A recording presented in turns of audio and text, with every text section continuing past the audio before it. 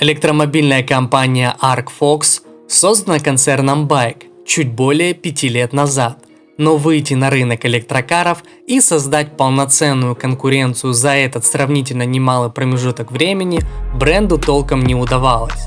Первой моделью, предназначенной для массового выпуска, должен был стать гиперкар ArcFox 7, и для его создания даже была выкуплена испанская фирма Campos Racing, которая оказывала техническую поддержку командам из Формулы Е. Но в результате доводка авто затянулась, а продажи не начались до сих пор.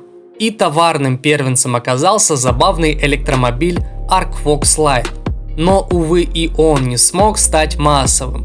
В итоге производителем была предпринята третья попытка, и это кроссовер ArcFox AT. Его прообразом стал представленный в минувшем году в Женеве концепт ArcFox ECF. К созданию его дизайна даже приложил руку сам Вальтер де Сильва. Хотя, вопреки китайскому обычаю, представители концерна BAIC говорили об этом скромно и довольно редко. А в случае с серийной машиной упоминания о причастности преусловатого итальянца вовсе отсутствуют. Разумеется, электромобиль стал проще. Появились нормальные фары и зеркала. Была значительно изменена форма стоек крыши. По формату и размерам это по сути одноклассник знаменитых кроссоверов BMW X4 или Jaguar F-Pace. Длина авто достигает почти 4,8 метра, ширина его чуть менее 2, а высота 1,68 м. В электрокаре достаточно хорошо проработана и реализована аэродинамика. Заявленный коэффициент равный 0,288. Из ключевых особенностей экстерьера стоит выделить базовые 19-дюймовые колеса и выдвижные ручки дверей. А из салонных отличительных черт внимания заслуживают полностью сенсорная центральная консоль и широченный дисплей медиасистемы с диагональю 20,3 дюйма.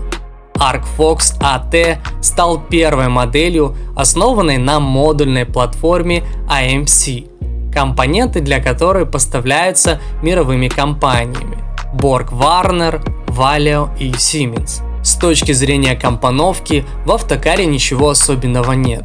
Да и характеристиками новенький электромобиль не особо-то и поражает. На каждой из осей установлен по электромотору с суммарной отдачей в 218 лошадиных сил и крутящим моментом 360 ньютон-метр. Максимально возможная скорость движения кроссовера составляет 180 км в час. Такой показатель считается вполне достойным, если сравнивать авто с другими электромобилями такого же класса. Пожалуй, из преимуществ стоило бы выделить возможность покупателей выбрать между передним и полным приводом. Предполагаю, что предпочтение автолюбителей чаще будут отдавать полноприводной модели. Но, глядя правде в глаза, нельзя не отметить, что в принципе данный факт никогда не играл решающей роли в процессе выбора авто. По крайней мере среди тех, кто не планирует экспериментировать с поездками по пересеченной местности. Монтированный под полом тяговый аккумулятор может быть представлен двумя типами: емкостью в 67 кВч и 93,6 кВч. Батареи поставляет корейский бренд SK Innovation.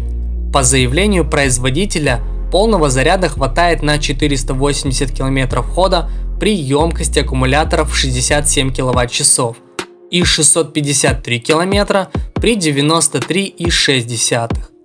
Данные актуальны при расчете по устаревшему циклу NIDC, которым по-прежнему продолжает пользоваться китаец. В реальном выраженном привычном нам километраже запас хода будет значительно меньше.